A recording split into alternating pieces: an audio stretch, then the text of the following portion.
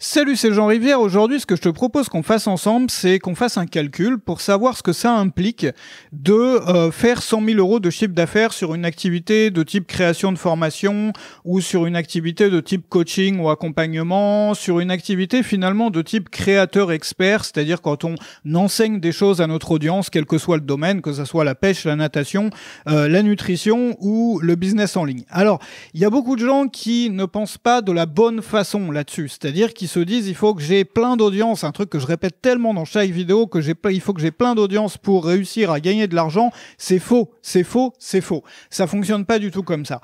Il y a un livre qui est bien connu dans notre domaine, mais nous on va aller encore au-delà de ça, un bouquin, tu as probablement déjà entendu parler, qui s'appelle 1000 True Fans. C'est en anglais, ça veut dire 1000 vrais fans. Et là, ce bouquin-là, tout le monde en a parlé, nous, dans notre domaine, dans le marketing. Seth Godin en a parlé. Enfin, tous les grands noms, finalement, en ont parlé et ont un peu loué cette méthode-là au fil des années. Et l'idée derrière ce bouquin qui a été écrit par John Longhurst, c'est que tu as besoin d'avoir 1000 vrais fans qui dépensent chacun 100 euros par an pour gagner 100 000 euros par an. 100 000 euros par an. Donc, si tu as 1000 personnes, et il suffit d'avoir 1000 personnes qui sont des clients et qui sur la durée, et j'insiste là-dessus, qui sur la durée, année après année, dépensent en moyenne 100 euros de tes produits et de tes services, ça te suffit pour gagner 100 000 euros par an.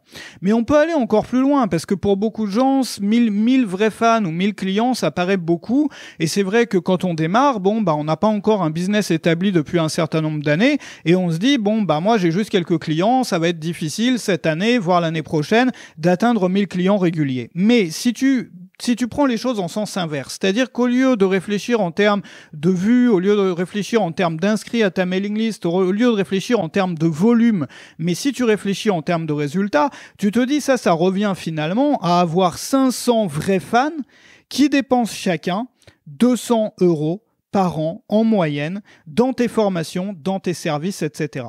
Ou même d'avoir 250, si tu veux encore réduire, 250 vrais fans qui dépensent chacun 400 euros par an.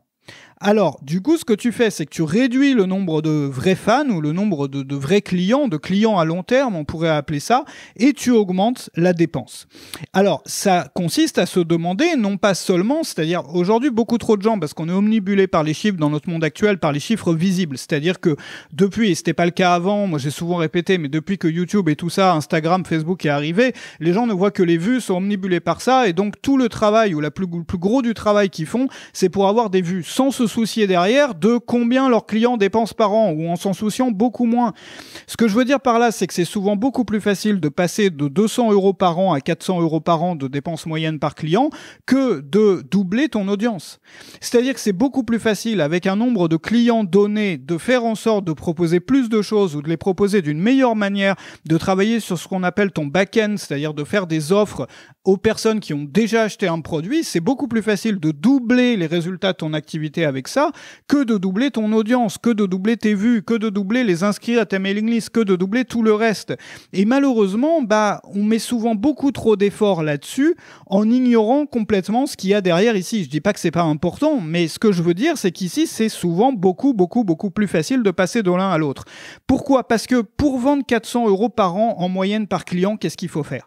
400 euros par an, ça veut dire que tu peux atteindre les 100 000 euros de chiffre d'affaires par an avec seulement 250 vrais fans, c'est-à-dire 250 clients à long terme, clients qui achètent régulièrement 400 euros par an. Il te suffit finalement de vendre 4 formations à 100 euros. Et ça se fait très rapidement, notamment si tu fais ce que moi j'appelle des vides-greniers, c'est-à-dire si tu commences à avoir un catalogue de formations établi, si tu vends des formations, tu commences à avoir un beau catalogue de formations et tu proposes parfois des coupons moins 50% sur l'intégralité du catalogue. Ou bien tu proposes des offres 4 pour le prix d'un ou 3 pour le prix d'un. Et lorsque tu fais ça régulièrement, tu vas voir que tes bons clients vont en prendre souvent d'ailleurs beaucoup plus que 4. Il y a plein de choses qu'on peut faire comme ça. Si tu fais notamment une offre exceptionnelle une fois par an à 400 euros, il y a une bonne partie de tes clients, si tu proposes 2 fois plus de choses pour la moitié du prix et que ça représente 400 euros, il y a énormément de tes clients qui vont l'acheter. Et si on commence à réfléchir réfléchir comme ça. C'est-à-dire, moi, je vois souvent des gens qui démarrent et qui sont complètement omnibulés uniquement par l'audience. C'est-à-dire qu'ils se disent, mon business, il marche pas, c'est parce que j'ai pas assez de monde. Bien entendu, ce qui est nécessaire, c'est d'amorcer la machine, de réunir ta famille de fans. Mais une fois que tu as réuni cette petite famille en ligne, souvent, il n'y a pas beaucoup d'autres efforts à faire que de travailler sur la création, c'est-à-dire la création de produits, la création d'offres régulières, etc. Et tu te rends compte ici, moi je mets au défi n'importe qui est à peu près à 100 euros par an par client, de passer à 200 euros par an, puis à 400 euros par an en l'espace de quelques semaines. Parce qu'il ne s'agit pas de...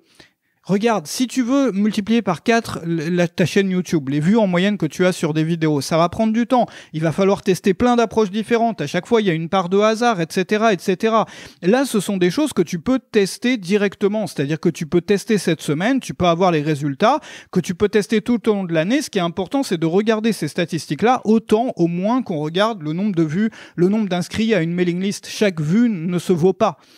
Chaque inscrit à ta mailing list ne se vaut pas. Et ça, on le sait quand on fait des statistiques et quand on compare la dépense moyenne des personnes de sa mailing list en fonction de par où ils sont inscrits. Et là, tu te rends compte très vite qu'il y a une différence parfois qui peut aller jusqu'à 80 fois, 100 fois. C'est-à-dire qu'il y a certains types de personnes qui vont dépenser jusqu'à 80 à 100 fois plus par an que d'autres en moyenne, si tu veux, en termes d'audience différentes. Et on peut travailler comme ça sur le back-end, c'est juste magique. Moi, j'aime bien faire ça parce que c'est la première chose qui peut donner des résultats les plus concrets possibles. C'est-à-dire que tu peux vraiment augmenter tes résultats de façon... de façon flamboyante ou de façon éclatante ou de façon, c'est le jour et la nuit finalement, sans y passer des mois et des mois et des mois. Donc, ce qui compte là-dedans, quand on commence à travailler là-dessus, c'est que tes clients reviennent. C'est que tes clients reviennent, c'est que ça fonctionne sur la durée. Je prends souvent l'exemple du restaurant à touristes parce que c'est tellement parlant. Tu sais, il y a deux façons de faire tourner un restaurant. Dans un restaurant à touristes, par exemple, si tu vas, je sais pas, à Venise ou je sais pas où, dans un lieu touristique ou à Disneyland ou ailleurs, bon, bah tu vas pas tous les jours là-bas. Les gens qui vont là-bas, ils y vont une fois tous les 10 ans. Bon, je sais pas si t'es déjà allé à Venise dans ta vie ou dans un autre endroit comme ça qui est ultra touristique, tu vas une fois tous les 10 ans ou tu es peut-être allé une fois dans ta vie et puis c'est tout. Ou peut-être 2 fois. Mais quand tu vas dans un restaurant là-bas, ils s'attendent pas à ce que tu reviennes. Et donc, du coup, l'objectif qu'ils ont, surtout quand ils sont pas très honnêtes, c'est de te faire payer. Moi, je me rappelle, je suis déjà allé dans un restaurant à touristes comme ça où ils faisaient même payer les couverts. T'avais un truc, une ligne sur le ticket de caisse pour les couverts. Et donc, ils vont être ultra agressifs, ils vont te proposer des suppléments, ils vont te rajouter des machins que t'avais pas demandé, etc., etc. Ils vont gonfler les prix tant qu'ils peuvent parce qu'ils savent que tu vas pas revenir. Mais nous, on n'est pas dans un restaurant à touristes sur le web. À partir du moment où on fait des produits qui plaisent aux gens et qu'on respecte son audience, on va se retrouver avec des personnes qui nous aiment bien. Et les gens qui nous aiment bien, qui ont été satisfaits de ce qu'on leur a proposé, il y a beaucoup de chances qu'ils reviennent.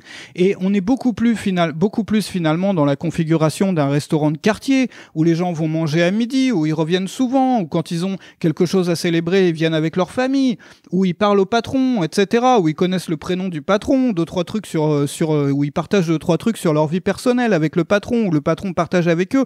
Et finalement, on est dans une dynamique complètement différente où là, on n'essaye pas de vider les poches, entre guillemets, le plus rapidement possible aux clients, mais on essaye de construire quelque chose sur la durée. Et dans un restaurant de quartier, chaque client va avoir une dépense moyenne par an qui va, qui est facile, sur laquelle il est facile de travailler. C'est-à-dire que il y a plein d'exemples. Il y a Dan Kennedy qui avait beaucoup travaillé là-dessus, par exemple, sur les cartes de fidélité, sur plein de choses comme ça, tu vois, qui permettent d'augmenter cette valeur. De créer un club, par exemple, de clients où la personne paye une somme modique pour avoir une carte de membre. Et je l'ai vu ça à plusieurs reprises en Asie. Donc tu payes une somme modique pour avoir une carte de membre, mais c'est vraiment ridicule, c'est de l'ordre de 5-8 euros. Et du coup, tu as une petite réduction, mais qui est pas énorme, mais tu as une petite réduction à vie sur telle ou telle chose, c'est-à-dire sur le dessert ou sur les boissons. Et du coup, ce qui va se passer, c'est comme toi, tu as payé la carte, c'est un peu comme Amazon Prime ou toutes ces choses-là. Bon, bah, ça fait pas de sens pour toi d'aller ailleurs. Et donc, rien qu'avec ça, souvent, on peut multiplier jusqu'à par 2 ou même au-delà sa dépense moyenne par client, sans avoir un seul client de plus. Donc, la dynamique dans un restaurant de quartier n'est pas du tout la même que la dynamique dans un restaurant à touristes. Et malheureusement, sur le web, on voit beaucoup de créateurs ou de formateurs qui utilisent leur activité comme si c'était un restaurant à touristes. C'est-à-dire qu'ils essayent le plus rapidement rapidement possible, de vider les poches, entre guillemets, du client, c'est-à-dire d'utiliser des techniques et des stratégies qui sont ultra agressives et qui vont un peu le bloquer pour revenir. C'est-à-dire que, voilà, ils savent que la personne, de toute façon, vu les techniques qu'ils emploient, vu les stratégies qu'ils emploient, et souvent vu la qualité du produit derrière, ne vont pas revenir. Donc, ils essayent d'en faire un maximum tout de suite maintenant. Mais quand on prend une autre logique que ça, quand on prend une logique à long terme et on se rend compte qu'on a des clients, moi, dans mon activité, j'ai une bonne base de clients qui sont là depuis une dizaine d'années, c'est-à-dire depuis le début. C'est pas l'intégralité des clients, mais il y a beaucoup de personnes, de clients fidèles qui achètent régulièrement, qui suivent les contenus, etc., qui sont là depuis quasiment le début. Et tu te rends compte que accumuler la dépense moyenne de tous ces clients-là représente des sommes pharaoniques par rapport à ce que tu pourrais obtenir d'une personne avec des méthodes de restaurant à touristes. C'est pharaonique, simplement, ça prend plus de temps parce que c'est sur l'accumulation. Mais à partir du moment où on voit les choses comme ça et où on travaille comme ça, on n'a plus besoin finalement d'être au taquet sur l'audience parce que on n'a plus besoin de systématiquement re-remplir. En fait, quand on travaille sur le mode d'un restaurant à touristes, c'est comme si on avait un seau troué. C'est-à-dire que ton seau est troué, donc tu es tout le temps obligé de rajouter de l'eau dedans, sinon il va être vide. Bah, c'est pareil pour le compte en banque de ces créateurs-là, ils sont toujours systématiquement obligés de rajouter de la nouvelle audience parce qu'ils grillent leurs clients, entre guillemets, ou ils se grillent vis-à-vis de leurs clients et du coup il n'y a plus rien. Bon. Donc l'idée ici, elle est au contraire de faire l'inverse opposé, c'est-à-dire de travailler à augmenter la dépense moyenne des clients sur la durée, donc augmenter le lien qu'on va avoir avec eux, mais bien au-delà de ça aussi, le nombre de points de contact, c'est-à-dire les offres qu'on va faire, de créer plus de choses pour nos clients, de leur proposer des choses plus fréquemment, etc. Et tu vas pouvoir trier tes fans, tes vrais fans, donc tes clients à long terme finalement, en catégories. Par exemple, les fans VIP qui vont faire une dépense moyenne de plus de 500 € par an. Ensuite, tu vas avoir les fans Gold, on peut appeler ça comme ça, tu peux appeler ça comme tu veux, tu peux faire la classification chez toi, qui vont dépenser plus de 250 € par an. Et puis les fans Silver, par exemple, bon, ça fait un peu à toi d'appeler ça comme tu veux, mais qui dépensent plus de 100 € par an. Et tu vas vite te rendre compte que tu peux même aller bien au-delà de ça en chiffres. C'est même beaucoup plus facile de vendre et tu vas t'en rendre compte. Et c'est ça qui est rigolo, c'est que les gens se rendent pas compte de ça souvent quand ils démarrent, que c'est beaucoup plus facile de proposer un produit et d'arriver à une vente auprès de ces gens-là que ça l'est auprès de ces gens-là ou de gens qui sont encore en dessous. Ça veut dire que les fans élevés, de niveau élevé, ceux qui t'ont déjà fait confiance à répétition, donc qui ont montré qu'ils aiment bien tes contenus, qui sont là sur le long terme, qui sont intéressés, qui aiment bien ta façon de faire les choses. Si tu proposes demain un nouveau produit, il est bien évident que ces gens-là ont beaucoup plus de chances d'acheter et que tu feras probablement beaucoup plus de ventes auprès de ces gens-là qu'auprès de gens qui te connaissent à peine finalement, qui n'ont pas d'historique avec toi, qui ne savent pas s'ils peuvent te faire confiance ou qui t'aiment même pas trop, que tu dois éduquer entre guillemets ou que tu dois tout reprendre, leur expliquer, leur montrer pourquoi ils devraient te faire confiance, etc. Et donc du coup, ça veut dire que à choisir entre les deux, c'est beaucoup plus facile quand tu as un nouveau produit de l'adresser à ces gens-là en termes de sujet, en termes de contenu, en termes de tout ça. Et c'est la raison pour laquelle c'est souvent aussi beaucoup plus facile de faire des produits qui sont moins grand public. Ça, il y a beaucoup de gens qui comprennent pas ça. C'est-à-dire qu'on se dit, ouais, si je fais un produit sur un sujet grand public, tout le monde va acheter. Ben non. Il y a plus de gens, effectivement, qui sont à même d'être intéressés parce que c'est quasiment la terre entière, parce que c'est grand public. Par exemple, dans le marketing, comment gagner plein d'argent et devenir riche et se vautrer dans le caviar et le Lamborghini. Oui, ça parle à plus de gens que comment faire une page de capture pour avoir des emails sur ta mailing list. Mais les gens vont pas forcément l'acheter parce qu'ils te font pas confiance, parce qu'ils te connaissent pas. Alors que si je propose des choses ultra spécifiques, c'est-à-dire ce que ces gens-là recherchent, c'est beaucoup plus facile pour moi de faire des ventes. Donc ça veut dire aussi de réfléchir à quel type de contenu on crée.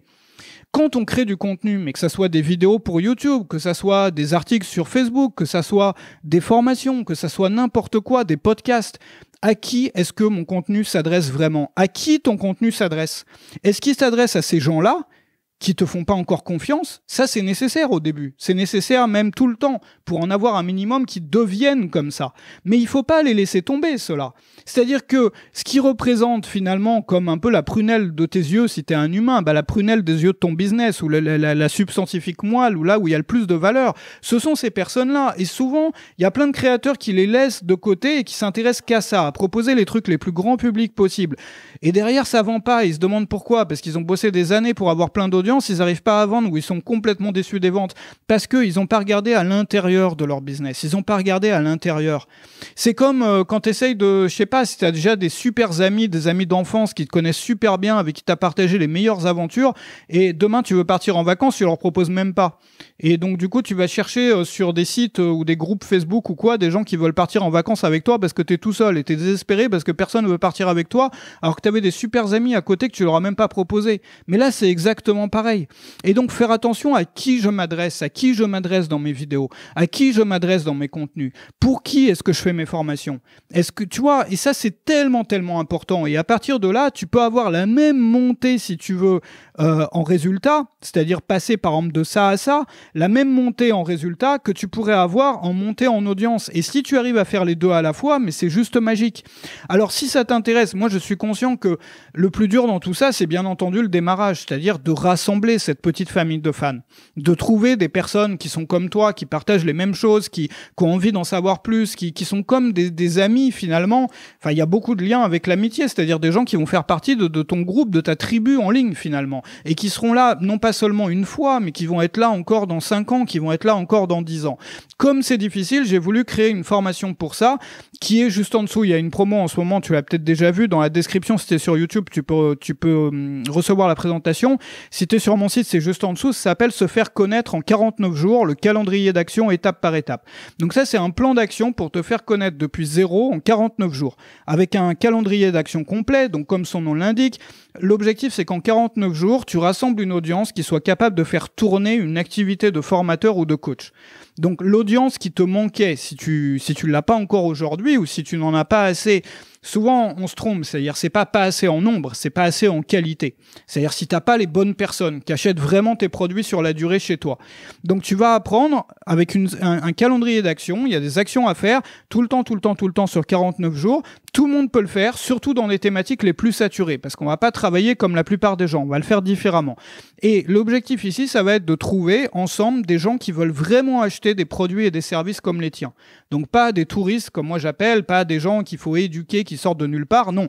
Des gens qui veulent vraiment acheter des produits et des services comme les tiens, donc avec des méthodologies. Chacune des méthodologies, elle est conçue pour attirer des personnes acheteuses. Donc fini les audiences de touristes où les gens sont moyennement intéressés, achètent jamais ou presque jamais tes produits.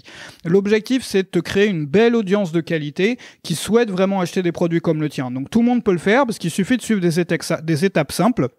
Tu as un calendrier d'action avec 7 méthodologies simultanées et chaque semaine, pendant 49 jours, tu vas déployer une nouvelle méthodologie d'acquisition, ajouter un nouvel élément à ta routine de travail pour qu'à la fin du programme, tu aies 7 méthodologies d'acquisition qui travaillent pour toi en simultané. Donc, avant même la fin du programme, enfin, de toute façon, tu peux regarder en dessous parce que ça se trouve en dessous, mais avant même la fin du programme, tu auras déjà rassemblé ta famille de fans, donc des gens qui vont te suivre pendant des années, qui vont acheter tes produits régulièrement, une vraie famille de fans sans avoir besoin de faire le guignol sur YouTube, entre guillemets, sans avoir besoin de copier ce que font les autres non plus, sans avoir besoin de dépenser des sommes pharaoniques en publicité, simplement en suivant les étapes du calendrier d'action. T'as pas besoin d'avoir une tête d'influenceur, t'as pas besoin d'avoir un charisme hors du commun, parce que l'objectif ici, c'est pas de réunir la terre entière, c'est de réunir les personnes qui vont te faire tourner un business, un vrai business, des vrais fans, des vrais clients sur la durée. Trouver des clients et non pas trouver des vues sur des vidéos qui servent à rien. Ou derrière, après, t'as plus que tes yeux pour pleurer parce que t'as bossé des années à monter les vues sur les vidéos, il y a personne qui achète. Non, des vrais clients, des gens fiables, des gens qui vont encore être là dans 5 ans, des gens qui vont encore être là dans 10 ans et qui vont t'aider à faire tourner ton activité, qui sont nécessaires finalement pour faire tourner ton activité, mais bien au-delà de ça, qui vont devenir comme une petite famille en ligne pour toi. Voilà. Donc je te retrouve là-dessus, je te remercie d'avoir été là aujourd'hui. N'hésite surtout pas à t'abonner à la chaîne YouTube parce que je publie des petits cours comme ça régulièrement plusieurs fois par semaine.